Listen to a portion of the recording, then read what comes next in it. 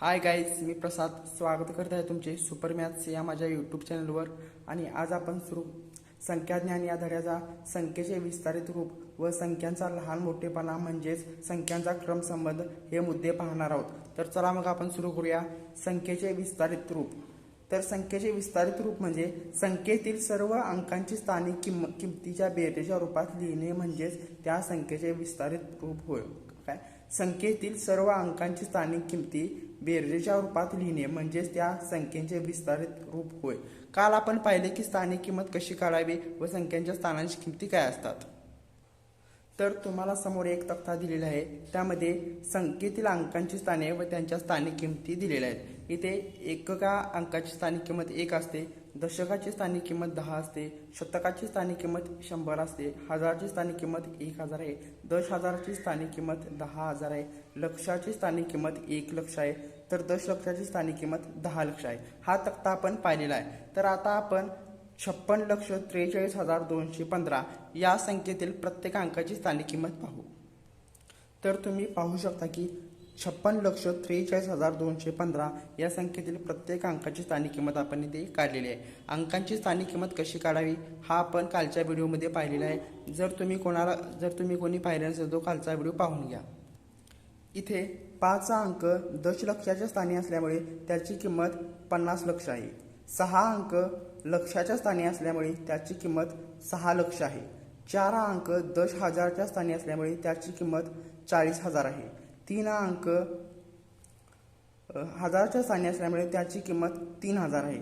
2 अंक शतकाच्या स्थानी असल्यामुळे त्याची किंमत 200 आहे. 1 अंक दशकाच्या स्थानी असल्यामुळे त्याची किंमत 10 आहे.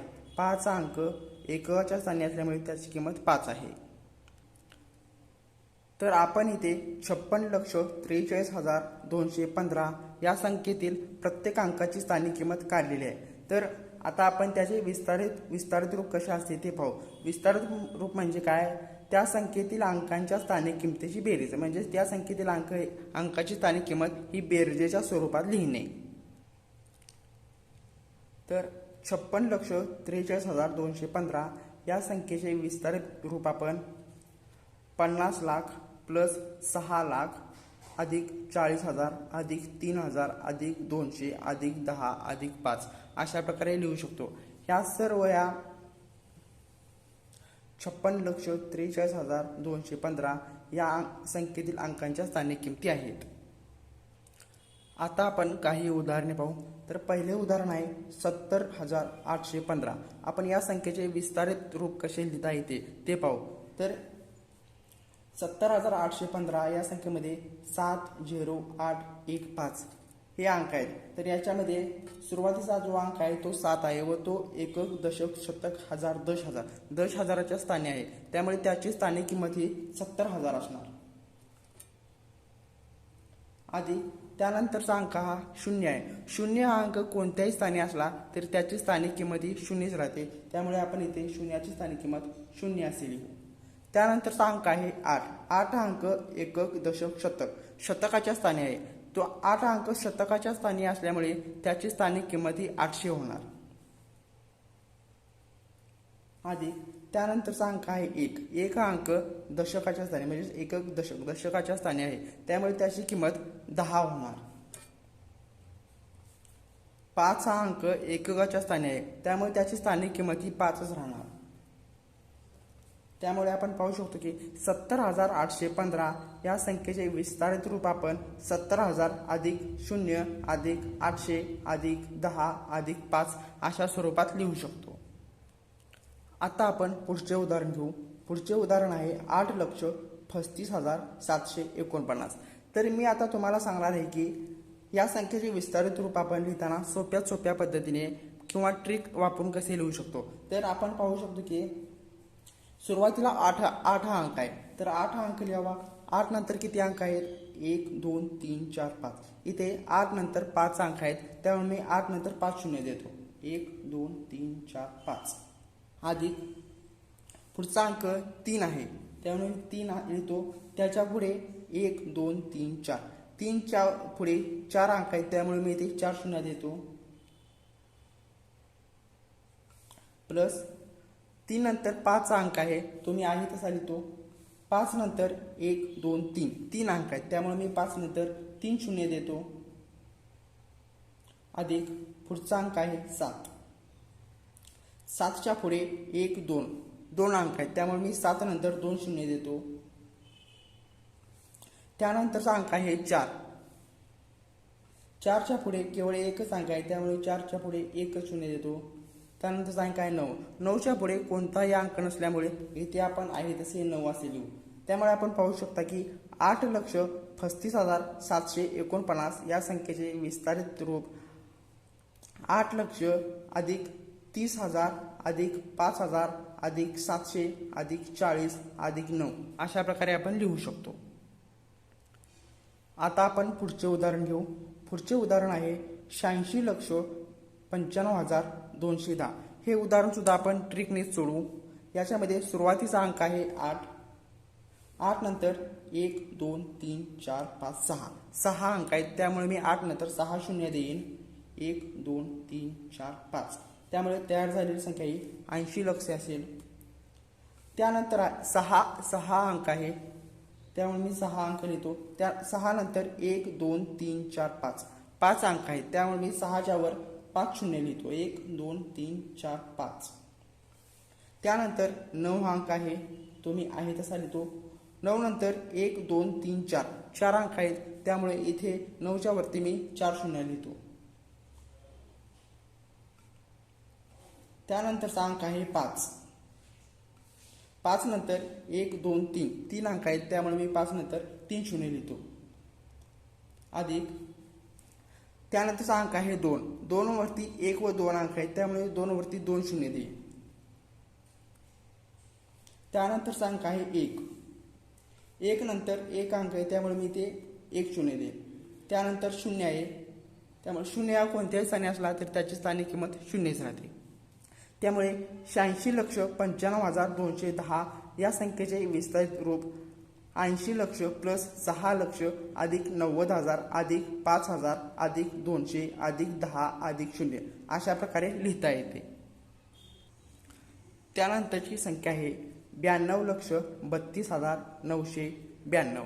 तर आता आपण ही संख्या विस्तारित रूपात लिहू. सुरुवातीला 9 अंक आहे, त्यानंतर 1 2 3 4 5 6 6 घरे आहेत, त्यामुळे आपण 6 शून्य देऊ. 1 2 3 4 5.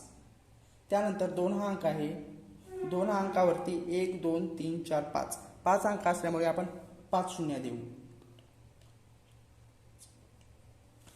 अधिक त्यानंतर 3 हा अंक आहे, 3 अंकावरती 1 2 3 4 3 अंकानंतर 4 अंक आहेत, त्यामुळे इथे आपण 3 या अंकानंतर 4 शून्य देऊ.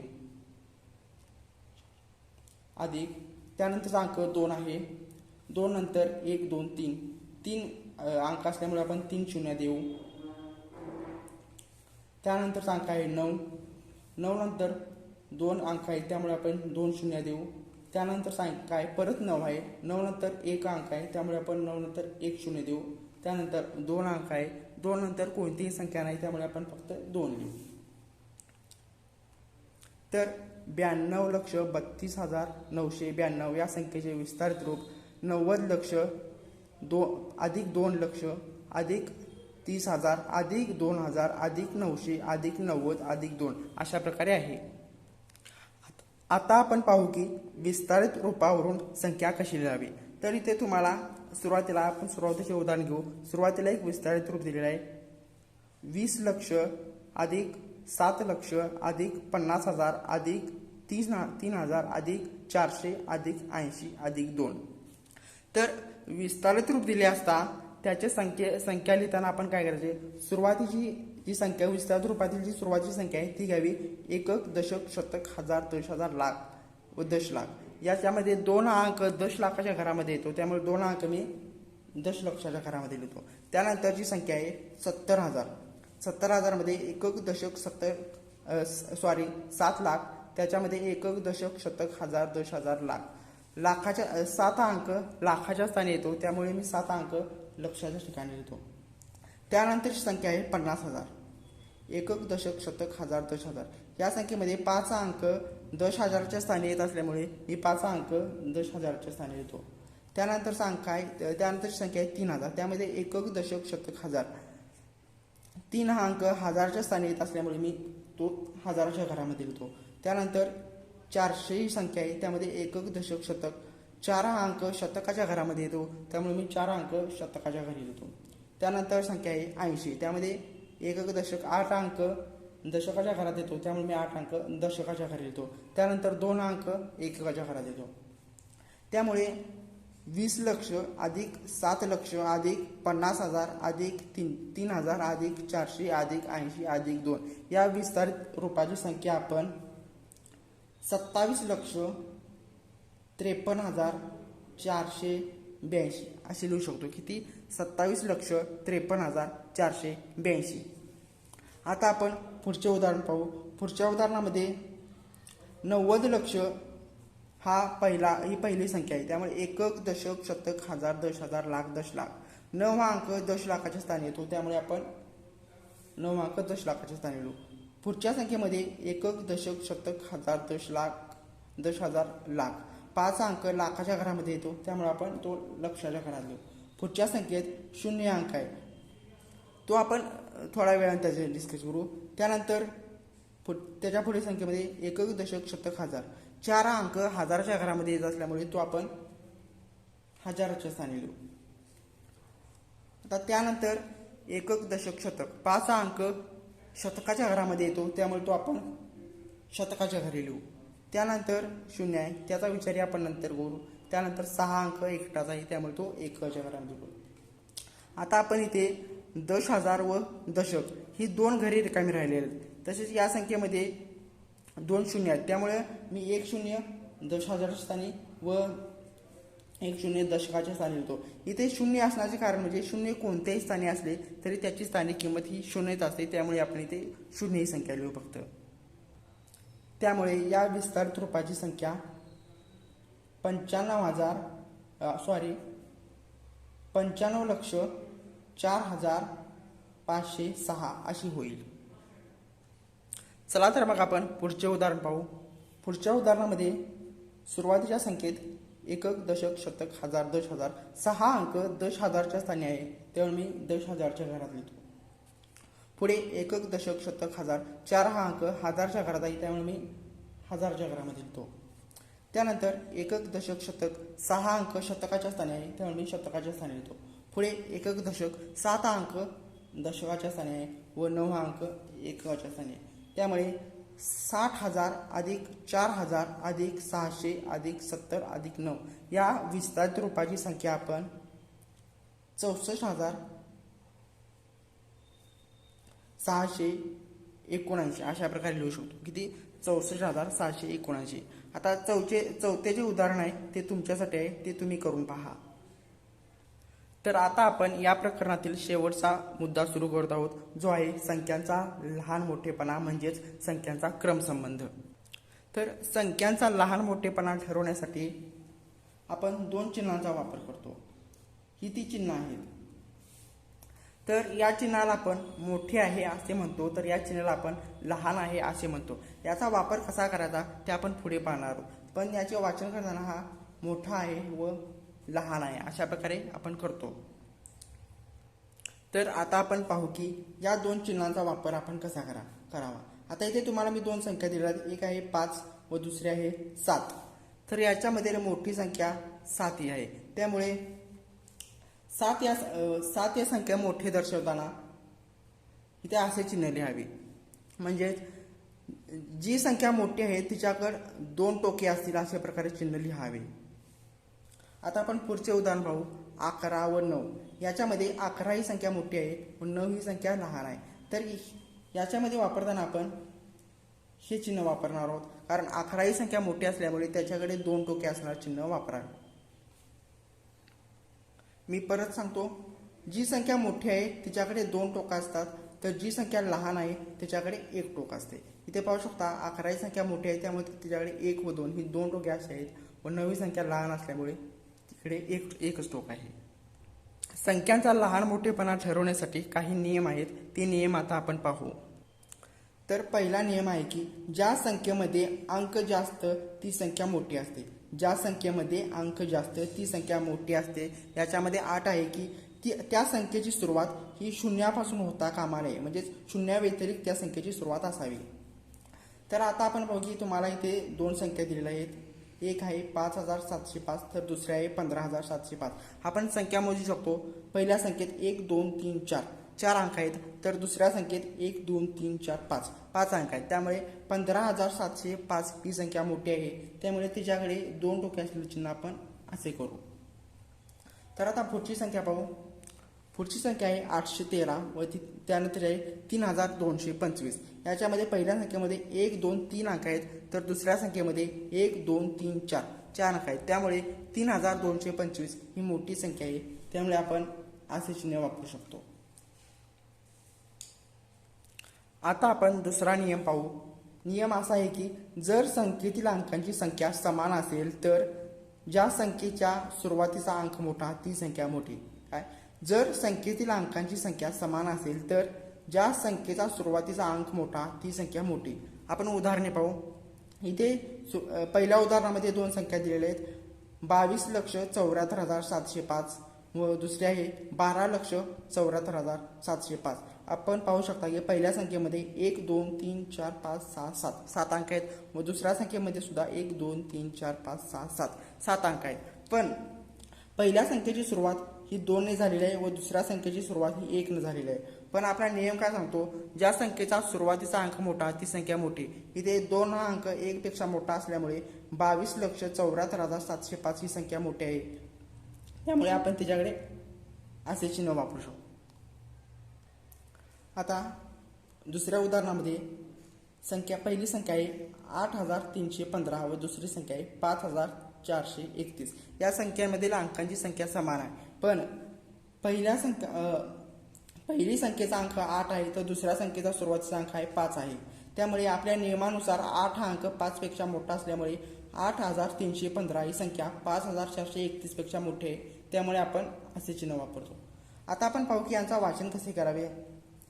तर ही संख्या आपण या संख्याच्या चिन्हाचं वाचन करताना आपण 22,74,705 मोठा आहे 12,74,705 पेक्षा असे वाचतो. तर आता याचं वाचन करताना आपण 813 लहान आहे 3,224 पेक्षा असे वाचन करतो.